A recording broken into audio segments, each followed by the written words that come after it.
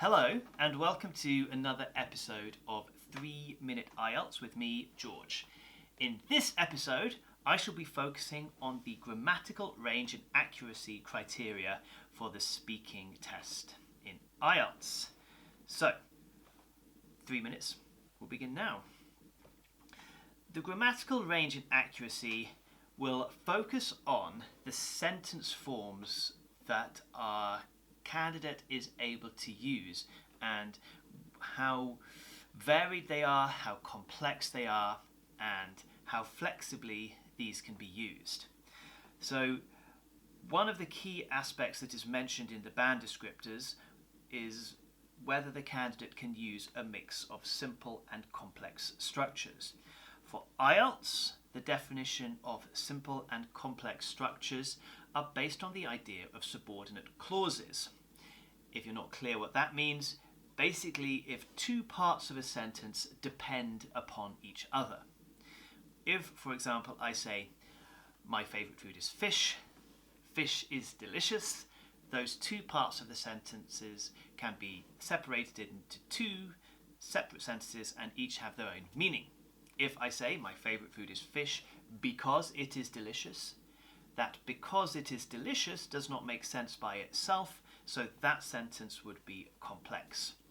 Examiners will notice words like because, which, thus, therefore, however, and other of these subordinating conjunctions which highlight the idea that the candidate is using a complex sentence.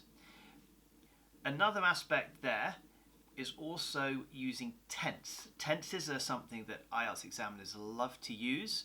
We love to see if a candidate is able to compare something from the past, something to the present, and something in the future.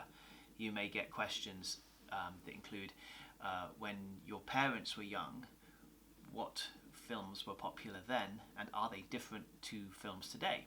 That will test your ability to describe. In the past, people enjoyed going to see action movies, whereas today people enjoy going to see Marvel movies. That will be comparison of tense. That is good use of grammar. The differences between the higher level and the lower levels will be the variety of structures used, the way in which you use the complex structures. Are you simply using I like this because this, I like this because this, or are you able to change the order?